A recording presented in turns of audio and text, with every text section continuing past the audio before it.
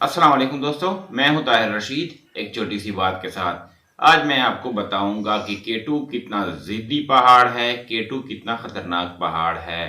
اس وقت دنیا میں 8000 میٹر کی کل 14 چوٹیاں موجود ہیں، جن میں 5 پاکستان، 8 نیپال اور ایک چوٹی چائنا میں واقع ہے۔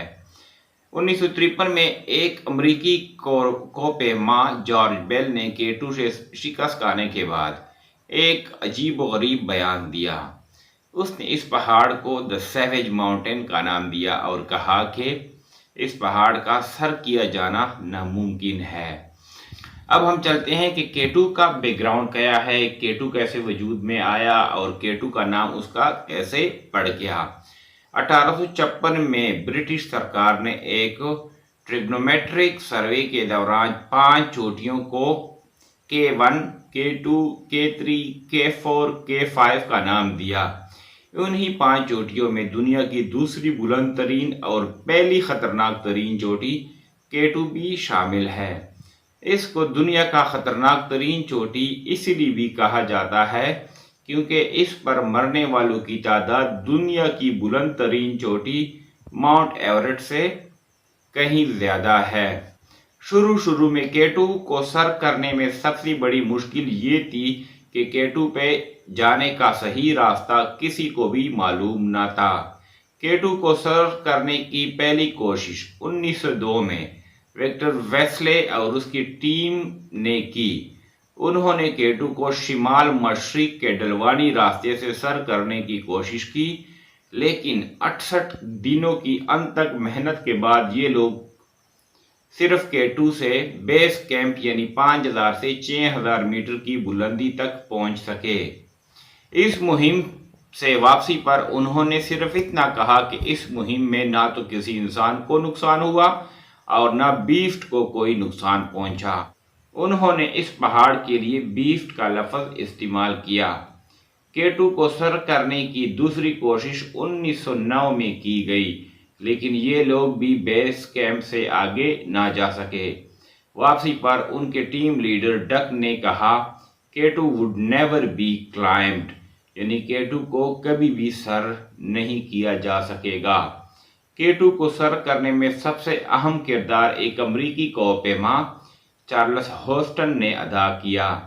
اس نے کیٹو کا پاکستان کی طرف سے جانے والا مغربی راستہ، جسے آج کل ایبروزی روٹ کہا جاتا ہے، دریافت کیا۔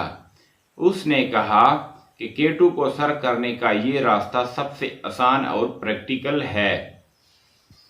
1939 میں ڈڈلی وولف اور اس کی ٹیم اس راستے سے پہلی بار کیٹو پر 8000 میٹر کی بلند ترین، جہاں پہ آج کل کیمپ 4 ہوتا ہے، اس تک پہنچے، لیکن اس سے آگے کیٹو کی چوٹی کی طرف جاتے ہوئے ان کی ٹیم ممبرز اس پہاڑ پر کہیں کھو گئے اور ان کو ناکام واپس آنا پڑا۔ 1953 میں پھر ایک بار چارلس ہوسٹن اور اس کی ٹیم نے کیٹو کو سر کرنے کی کوشش کی، لیکن ان کے ساتھ بھی وہی ہوا جو ڈڈلے وولف کی ٹیم کے ساتھ ہوا تھا۔ مشہور زمانہ کوہ پیما جارج بیل بھی اس بار ان کے ساتھ تھے، لیکن اس مہم میں ایک فورس بائٹ کی وجہ سے ان کو اپنی ٹانگ کٹوانی پڑی۔ کیٹو کو پہلی مرتبہ کامیابی سے سر کرنے کا سہرا اٹلی کے 2 کوہ پیماؤں کو جاتا ہے۔ انہوں نے پہلی مرتبہ 31 جولائی 1954 میں کیٹو کامیابی سے سر کیا۔ مہم میں ان کے ساتھ پاکستانی کوہ پیما کرنل عطا محمد اور حمزہ کا ایک پورٹر عامر مہدی بھی شامل تھا۔ انہوں نے کوہ پیماؤں کا سامان 8000 میٹر کی بلندی تک پہنچانے میں ان کی مدد کی تھی۔ اس مہم سے واپسی پر عامر مہدی کو اپنی ایک ٹانگ کٹوانی پڑی۔ کیٹو کو پہلی مرتبہ کامیابی سے سر کرنے کے ٹھیک 23 سال بعد جاپان سے آنے والے کوہ پیماؤں کیٹو کو دوسری مرتبہ کامیابی سے سر کیا۔ ان کی اس مہم میں تقریباً 1500 پاکستانی پورٹر شامل تھے۔ اس کے علاوہ مشہور پاکستانی کوہ پیما اشرف امان بھی ان کے ساتھ تھے۔ اشرف امان کو یہ اعزاز حاصل ہے کہ وہ پہلے پاکستانی ہیں जिन्होंने केटू की चोटी पर अपने कदम रखे। 1986 में पहली मर्तबा किसी खातून ने केटू को कामयाबी से सर किया। इस पॉलिश खातून का नाम वांदा था और केटू को सर करने के बाद ठीक 8 घंटे वापसी पर वो केटू के इंतकाम जान की बाजी हार गई। यूं भी कहा जाता है कि केटू खवातीन से इंतकाम ज़रूर लेता है। इसके बाद मुख्तलिफ अदवार में मुख्तलिफ ममालिक से लोग आते गए, कुछ को कामयाबी कुछ को नाकामी मिलती गई और कुछ केटू के गज़ब का शिकार भी बनते गए। केटू से मुंसलिक 3 हादसात को आलमगीर शोहरत हासिल हुई और उनको 3 मेजर डिज़ास्टर का नाम भी दिया जाता है।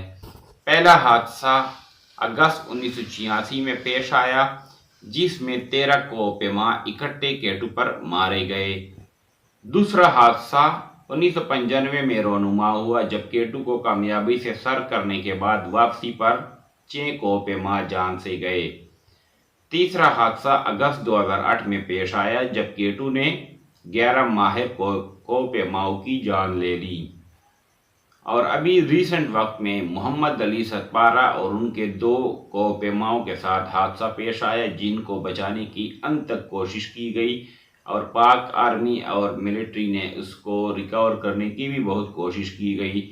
इन तमाम हादसात पर मुख्तलिफ मूवीज़ भी बन चुकी हैं। अगर आप केटू के मुतालिक मूवीज़ देखने का शौक़ रखते हैं तो हॉलीवुड की ये 4 मूवीज़ आपको बहुत पसंद आएंगी, जिनमें केटू जो 1991 में बनी, वर्टिकल लिमिट जो 2001 में बनी, द सिरेन ऑफ हिमालय जो 2012 में बनी और नंबर 34 द समिट 2012 में बनी।